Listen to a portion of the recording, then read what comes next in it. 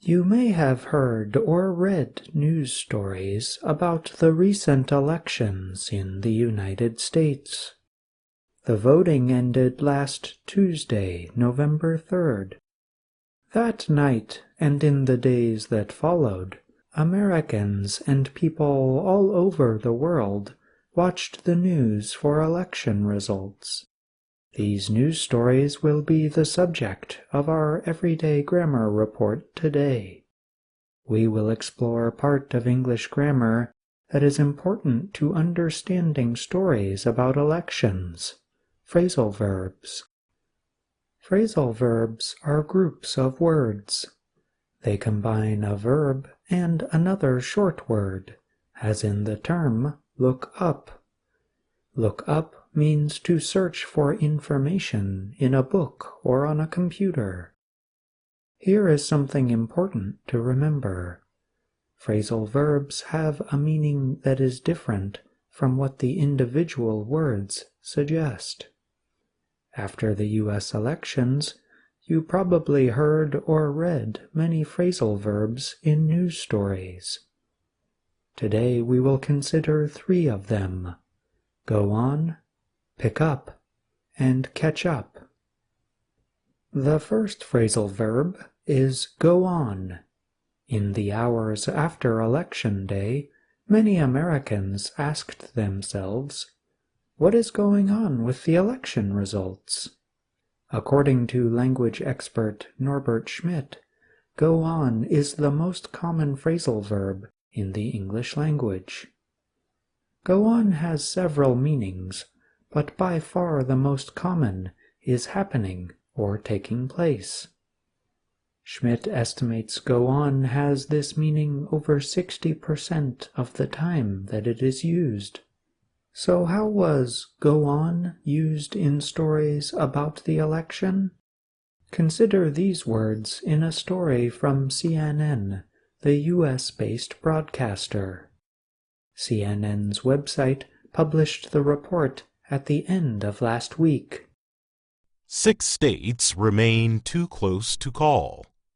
Here's why the vote count is still going on in key states. In other words, the writer wanted to explain why the vote count is still happening in 6 states.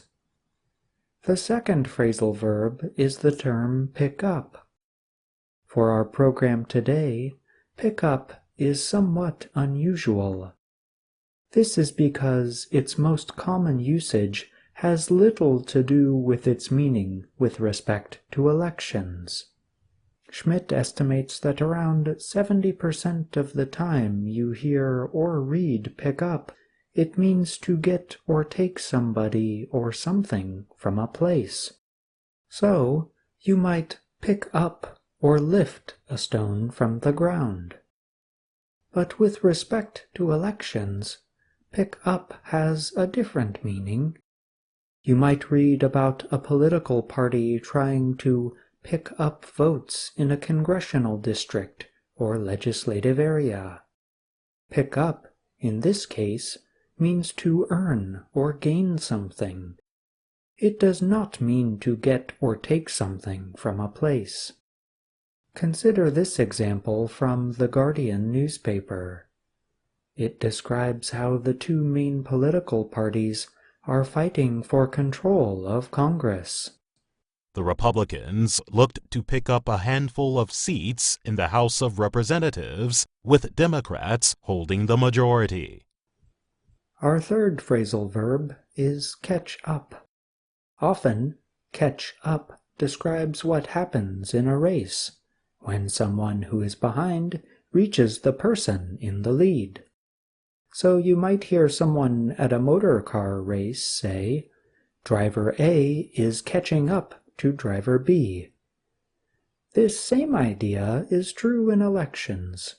Candidates look to catch up, but they catch up in terms of votes, not in terms of distance.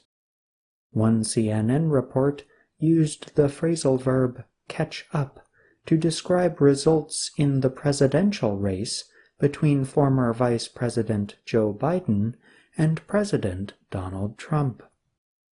Joe Biden is not only winning, meaning building his lead, but that lopsided advantage makes it harder and harder, more difficult by the vote count for Donald Trump to catch up, said CNN's John King.